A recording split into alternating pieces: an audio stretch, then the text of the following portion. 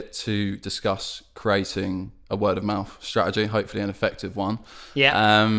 So I just wanted to start from the very beginning, I guess, for people that aren't well versed on this topic. Sure. What is a word of mouth strategy? It's a mindset shift, to be completely honest. I think so many people are reliant on just outbound and ads and paid media strategies that we forget about the importance in building trust in something. Mm-hmm.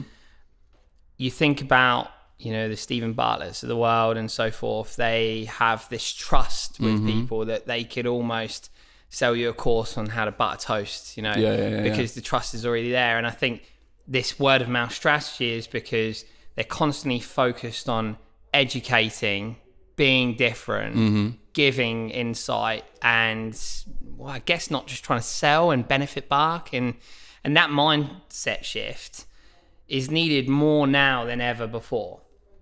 It was you could live on, spending lots and lots of money and generating lots and lots of leads. I mean, you and I both know that was previous methods and even places where we're from. And I think actually what we need to be doing is thinking, let's stop wasting all this money and let's be the one that stands out from the crowd. And that developing that word of mouth strategy, and there's multiple areas which we can touch upon, is the mindset shift that everyone needs. You say mindset shift. How hard do you think it is to make that shift? And within that explanation that you just gave, you referenced kind of the quick wins and people that are used to the PPC avenues and stuff like that. How hard is it to shift that mindset initially? Massively hard. I mean, I've had probably several conversations this week where I don't even propose something to someone because their CEO doesn't understand and believe in marketing. Because the problem is that when you start to build this trust and belief in this word of mouth strategy and try and build this belief into a company that's been running 20, 25 years with a CEO who says, I invest X, I get Y. Sure. And then you're then telling them, well, actually, the reason why it's dipped is because you've not changed. You've not changed this strategy. And the only way you can get it back to that, where you can then start to track and monitor that revenue generation, it takes time. And I think that's probably the hardest thing is getting CEOs and MDs into that mindset shift. And it's not necessarily the marketers.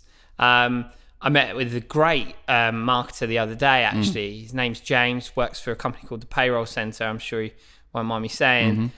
He's come into a business which very much he was trying to, move the business in this direction. It's always been very trusted.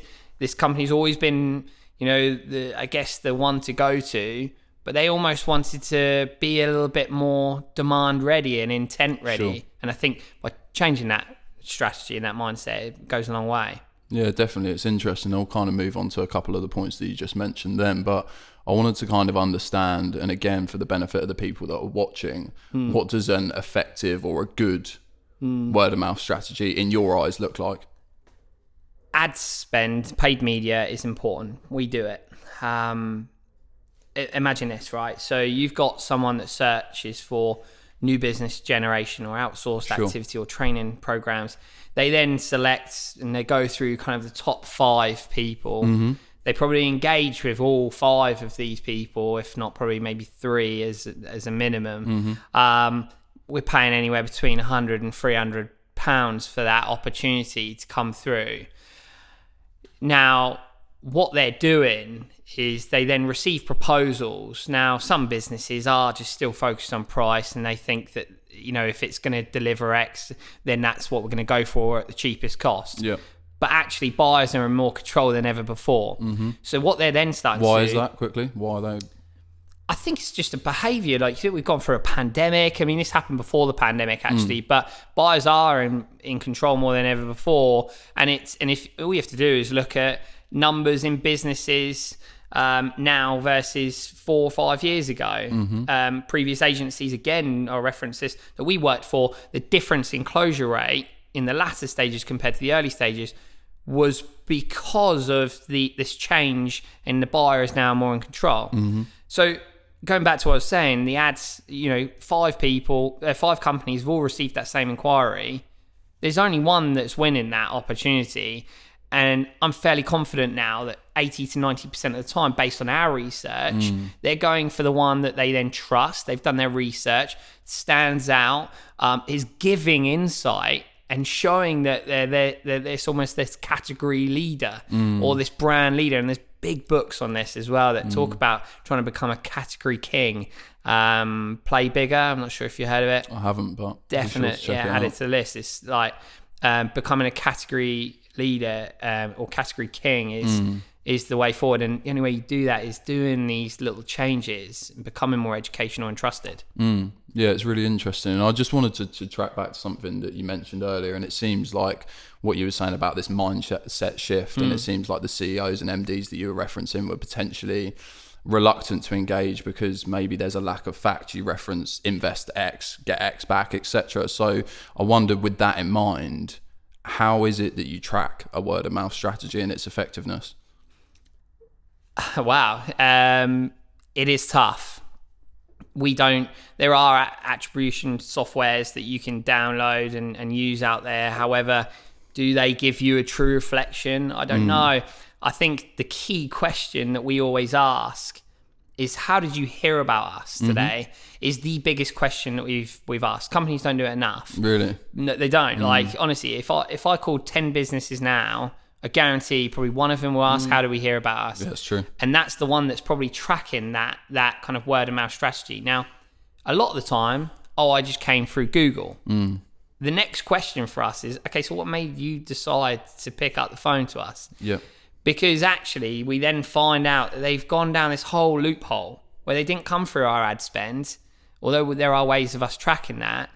They've actually come through a different route. So they've had someone contact them about a service that we provide, and they remembered seeing, a piece of content or an article or maybe some free tips and pointers, and then they came back to us. In fact, this individual called Lisa, she's from Strategic Ambitions, and she actually then picked up the phone to us, and after doing a bit of digging, it's because she trusted us. She got cold called by a competitor and then ended up pieing them off to come to us. She went, you've made me realise I need it. But I remember these guys who weren't benefit barking at me, and they were trying to educate me and they're trying to help me. And that's key. Yeah, it seems like what you're saying to me from my perspective is that it's not one dimensional. It's not a case of, your friend recommended Kerdos to me, so we're going to go to them. It's the case of they've heard the name, they've looked for it, they like the content, they like this. It's an all-encompassing proposition, as opposed to just saying, go and give those guys a ring, they're good at what they do. Absolutely. And do you know what's key for us is that we do a lot of outbound. That's what we do for our clients as well. But I reckon, in the last probably 2 or 3 months, every single week, one of my SDRs, Jack, works in our new business team, gets 2 or 3 people coming back to him from 6, 12, 18 months ago, right? And it's because he kept the door open. Yeah. I don't know if you get cold called, but when you do get cold called, how often when you say I'm not interested, do they kill the conversation and they act like you're dead to them? Yeah, they do, don't they? Yeah. And the thing is key. If they fit your ideal client profile and you've made all this effort to try and get to know someone, build a bit of rapport with, and then you've gone, oh no, you're not interested. Bang, bye. Yeah. And that's what's affecting brands who are so good at outbound strategy, but they're not keeping that door open. And the way you keep that door open is then you keep feeding these educational pieces. You become relevant to what they're engaging with. So look at the similar content that they're engaging with, and look at the hashtags. Yeah. Link up the hashtags. I saw you looking into this, and you're engaging with them in a different way. I know you're not ready, but here's 5 pointers on how to improve your own internal strategy. And then they trust you. I'm almost just thinking about it now, and obviously the word mindset has been touched on a lot, but it almost seems like that mindset of being stuck in the past of quick wins affects that call, like you just said. If you're stuck in the mindset of quick wins, put the phone down, like you say, move on to the next one. Whereas you've got that solid mindset of actually it's a long-term project which affects how you approach the calls and so on and so forth. Yeah, exactly. And I think we shock quite a few people who turn around and say, look, we're not a good fit right now. That's not to say that we never will be. Sure. I'd love to keep our communication open. I love to network. I love to stay in touch with people. And this is what my team are doing to the point where people are coming back to them. And then sometimes they slip the net a little bit and they get passed through to me a little bit too early. And then we're honest at the sales end by saying, we're not right now. These people, 100%, I'm telling you, will come back to us because we've ended the conversation in the right way.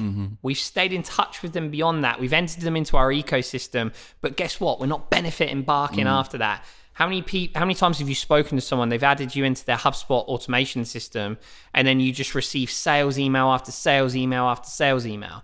No, that's not the way you do it. You've got to just keep educating them, keeping them out there, not too regular, but enough so that they go, oh, this was really valuable. I'm ready now. Yeah. And we get 2 to 3 of them inbounds per week right now. After 18 months of graft. So if you wanted to, going back to your earlier question of how do you scale it? Well, it's every business is different. And that's the one thing that maybe why we don't close as much as we used to is because we're being a little bit too honest. But our retention is 95.6%. And that's because what we're doing is delivering on what we said. Yeah, it's interesting, and I think you've just touched upon it a lot there, but I'm interested specifically, what examples do you have of when it's worked effectively for Kerdos specifically, a specific client? Yeah, it's quite a few.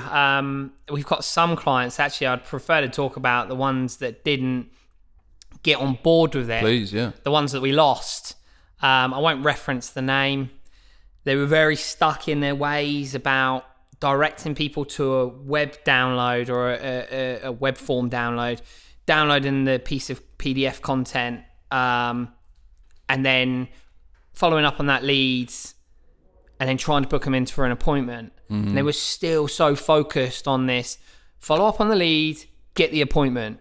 Follow up on the lead, get the appointment. And that, trying to get them away from that, we tried for 9 months. And then when it came to the point where they actually turned around and said, we're not seeing the results. And I'm like, I told you this when we started, that if you don't change from this method, you're not going to get the results. So this is someone who decided not to listen to us, wanted to stick at their own ways because it worked before. No, it didn't. You're sitting 10 to close 1. That's not good. You know, how many hours have you spent on the 9 opportunities to get that one sale? And that's ridiculous. You've almost invested a whole month of a human being's time, which has probably costed you more. You've sent them around the country and stuff like that for this one sale. Whereas what I was trying to get them to do was change away from that. Don't be delivering content where you just follow up on it. Just build that rapport with them off the back of it. Understand where they are at. Don't force them. Don't benefit bark them. Nurture that relationship, because then these people who are nurtured and believe you will come back. And that's an example where it didn't work. Obviously, we're an example of where it is working. Sure. But we've also got other companies who I don't know if I can reference this one. Sure. Big BPO service company, and international. UK's new region for them. They worked with a very similar high volume numbers game company. It's all about trying to get lots and lots of leads. I met with them. I told them it's going to take 12 months. And it took a lot for them to trust us. And we've been working with them for about 7 months now. And the first few opportunities with real intent are starting to come through now. That's earlier than I predicted. But that's someone who decided to make that change.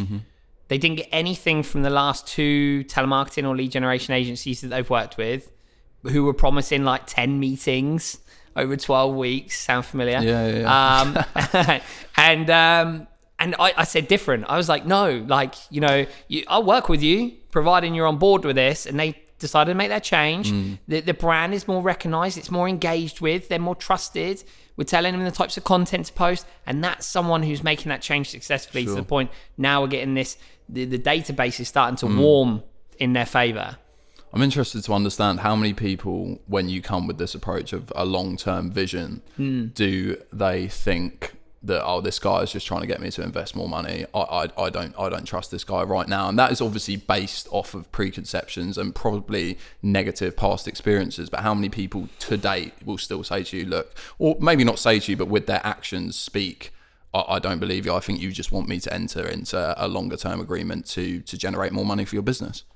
I think it's different when it's your own business, right?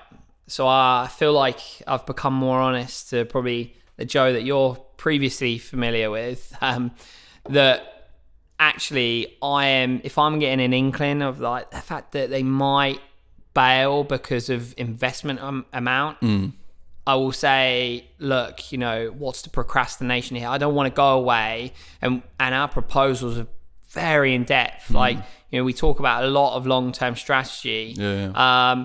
And actually a client, if I get that feeling that they're procrastinating on that, I will turn around and quiz them a little bit. Yeah.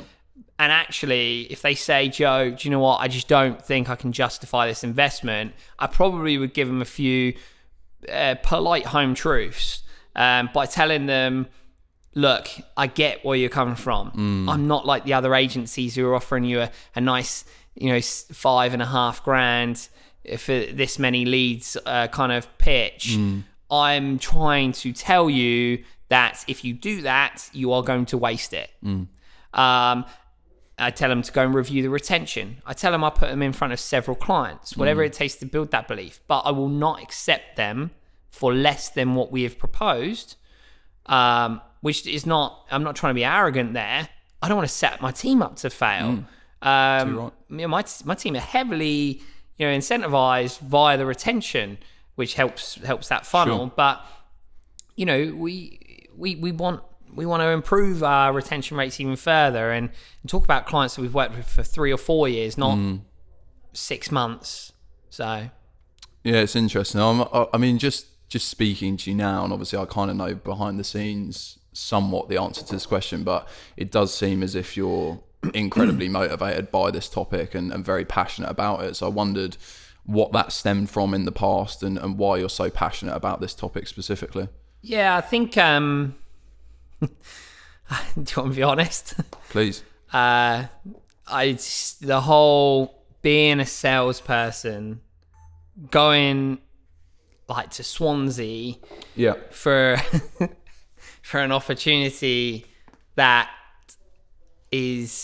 was never going to convert from the moment that we took that call. And actually, I probably could have forced them into something that would never have been retained. And actually, it's changed in that mindset of marketing and sales coming together, communicating better. Yeah. Which is something I've always tried to heavily do in every business that I've ever been a part of. But for me, I thought, actually, there's a way here that we can build belief. And actually, I try pitching this to other businesses as well and saying, do you know what? We don't need this many leads per month or opportunities per month. Actually, what we could do is we could just get in a room, really work together on that strategy and making sure it's a bit more revenue focused. That's what made me go down this route. Now, what I then learned by then going away, studying, certainly during furlough as well, like a lot, we learned so much about the importance behind being that category king and trying to become more educational in your content. Like there are lots of competitors that are afraid to share their insights because they think they're sharing their secrets. I'm not being funny. There's about probably 700 businesses who know what we do and our secrets. But actually, a lot of the time, people use us because they trust us and know that we'll get a good job done. They can do it internally if they want to, but they're outsourcing because they trust us. Sure. And I think actually, because we're posting them educational pieces and we're not afraid to share, that's the difference, you know. And that's made a difference for us. Okay, we're not, where we want to be yet. We're nowhere near our end goal, but we're definitely on track. And it's because of the changes we're making now. Yeah, definitely. I think it's super important for people to understand that ultimately you're not just out here singing this message that you don't believe in. It has stemmed from a past of potential negatives. So I wanted to kind of get that out of you. And I think it's important for people to understand. And no dampener on like previous places I've worked. I've learned in every business I've ever been in, every place I've ever worked, I've built some fantastic relationships, and all of these companies were massively successful that I've worked at. But there's still change to be made, and I think actually what it's taught me is to never reject that change as well when it comes my way. Yeah, I think in every scenario it's important to take pieces of the puzzle that you like, but also try to change those pieces that potentially you didn't like so much. So yeah, it's good to understand, and you've nicely led me into kind of my next point, to be honest with you. You referenced shortly earlier in the conversation that 18 months ago we were putting this work in, this is where we are right now, and then you just referenced we're not where we want to be, which kind of leads me to the question of, out of 10, on a scale of 1 to 10, how would you rate your current word of mouth strategy? I think if another company was to look at us, they'd probably think, wow, these guys are doing it well. If they were a competitor who were looking at us and they're not doing it, I think then maybe they would say, oh, they're doing the right things. I've spoken to lots of brand managers lately who are saying, in big companies, including Chris Manns as well. I spoke to him the other day. And he said, it's humbling to hear that you're making these changes. But for me, if I was rated out of 10, I'm at a 3 or a 4 right now. Wow, okay. But because, do you know what? If I had to say, are we doing everything, if we were rating out of 10 based on what we're doing, yeah, of course, I would say, great. Your rating is based on your ambition. I think where we want to be, we're nowhere near a category king. If to search up people like Refine Labs, Chris Walker, the guy's like a legend in the demand generation space, and he speaks volumes in what he delivers for these huge companies across the globe, and he preaches a lot of what we're doing. But it took him years to get there. We're not getting the footfall that we want. Sure. 2 or 3 is great a week of inbound off the back of an outbound strategy, and from our content and beliefs, but it's nowhere near the levels we want to be. We want the phone ringing off the hook. We want people inquiring with us. We want to be doing these types of podcasts twice a week. We want to be doing videos every other week, launching some video interviews, but to benefit our audience, not to sell to people. Sure. This is purely all designed to educate, build that trust, so then people organically come back to us. And there's multiple ways you can do this, and we're not just talking about. Well, let's go into that then. So, what's it going to take for you to get to a 10? Oh wow! The following that we want, and there's no number. It's I guess we got a 5-year plan from May just gone, and the brand was important for the next 18 to kind of 24 months. I believe we need to do more, but to do more, you need to afford more. Of course. Obviously, I have a good business partner who's tight on the purse strings. So, being completely honest, we'd like to do more, but every possibility to invest in these areas, we will. But we're getting to the point now where we want to share this insight across multiple different methods. So what people don't do is they post a video for the sake of posting a video. Sure. And then that subject will then not come up for another 8 weeks.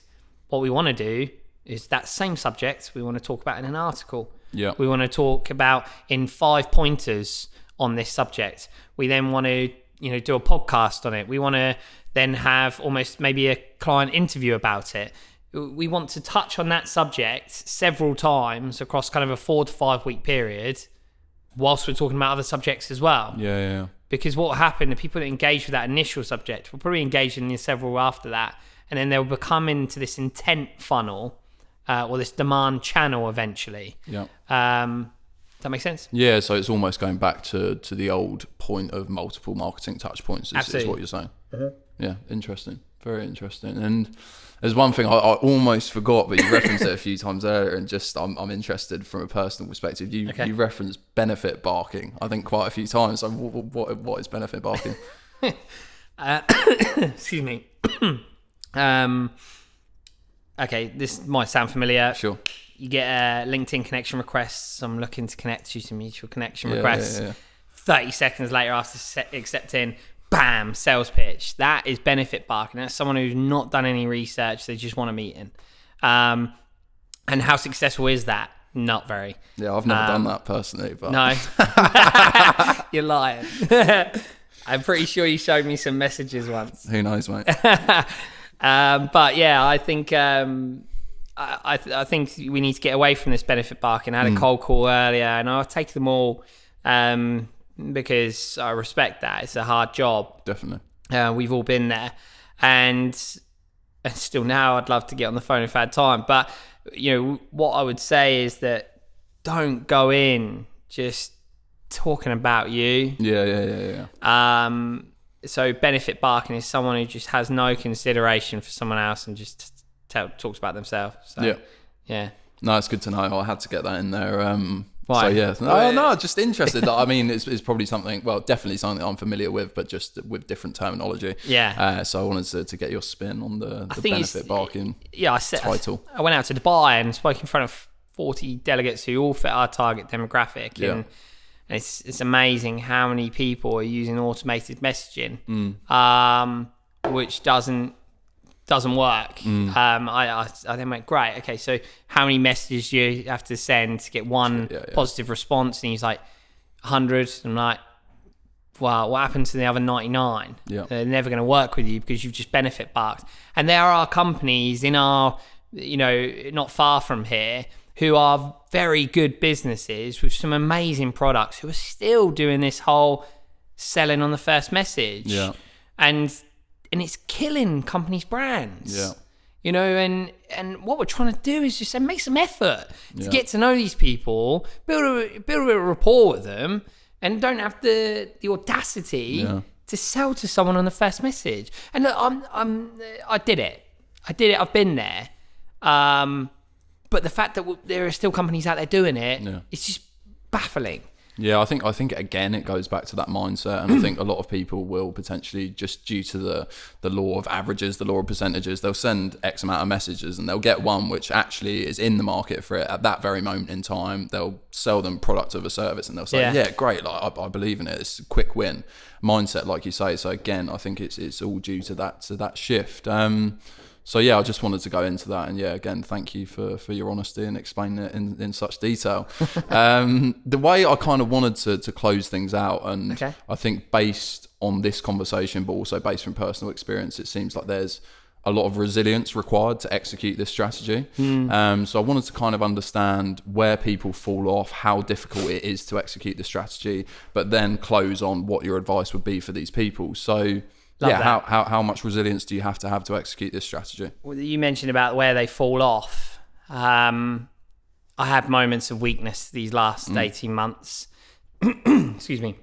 Where I thought, is this working? Yeah. It's nowhere near the levels we want it at now, but you got to keep faith with it.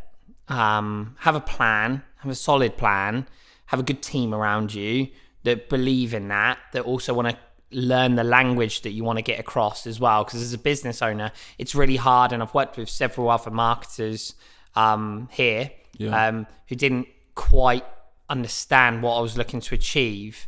And it's no fault of theirs. I mean, I understand people are very passionate, but we're also passionate as business leaders to make sure that we're all on the same language. So you've got to stick at it. It's not going to happen overnight. I would say stop trying to capture leads and stop focusing on lead capture as much, and more focused on audience and response capture and creating demand for your solutions rather than, I guess, it's hard for people to get out of that mindset, like we said about before, but it's just not, if you're used to generating 100 leads and to get 10 and you want to stick at that, think about the other 90 that you've just burnt. Data burning is massive, and you're burning your audience for the future and the trust of your brand as well. Because if you're peeing these people off by just barking and just spamming people, it could kill your audience massively, and then your growth becomes quite stagnant at a certain point where then your top salespeople start to leave you, and then all of a sudden you're just bringing in juniors with no experience, who are just repeating the same issues, and the same methods that are just not working. So going on to my advice that I'd give people, I think the biggest one is, let's talk about LinkedIn ads. Yeah. People post ads to capture leads normally. I think if these businesses who are investing, anywhere between 1,000 to 100,000 a month on ads, were to push a piece of educational content or a steady flow of different pieces of educational content to the same, like the profile that you're targeting from your outbound strategy, that has no next action other than links through to, no download forms. You don't need that. No, leave us your details if you're interested. None of that. Just give them something. Keep in the mind of them. And I guarantee by you doing that, and people are like, oh, there's no next action here, they will actually start to respect your brand quite a lot. So that's the first point I'd give. We've found more success by pushing out educational content via ads than we have done trying to capture leads. Lead capture on LinkedIn doesn't work in many B2B markets. It does occasionally, but it struggles. It's rare that people go through LinkedIn and click on a display ad and say, oh yeah, I want that. So that would be my first advice. Second advice would be, don't think that you're not good enough to jump on a podcast, video yourself, post out, insightful content, because you are. I'm not the expert yet that I want to be, but I sure as shit know what I'm talking about because it's working with my clients. And actually and I believe in it. And there are people out there that need to understand it. And there's people out there that need to make these changes, because only what it does then, it makes the world better, and people will start being kinder and react better to sales pitches or outbound prospecting. So actually, it's just stay committed to it, have a bit of belief, and don't restrict yourself to one method. It's just pointless. Yeah, so I think it's 3 key points which are relevant in this scenario, but are also relevant in life. It's consistency, self-belief, and resilience, like you say. So I think there's always a transfer from any industry being successful in any industry to being just successful in life, which for me feels like a perfect place to close. And I know from my perspective, and I'm sure for everyone that's watching this, it's not only been a diverse conversation, it's been insightful, and most importantly, it's been honest. So I appreciate that, and I'm sure other people will as well. Appreciate it. I mean, just before we close off, is there anything else that you wanted to go through that we haven't touched upon? No, I think that's it. I mean, we've got a couple of these coming up. I'm not sure what the next one is, but whatever we're going to do from here is just not designed to try and generate lots of leads. So if you've got any questions for us, you can fire them off the back of this, and it'll be all on our socials. So they can ask questions out loud or message any of us directly. We'll happily answer them. Any advice that they need for free, providing it's not too far. I think it's too expensive. But look, we want to disrupt a bit and we want to help a bit more. So, yeah, happy to help any way we can.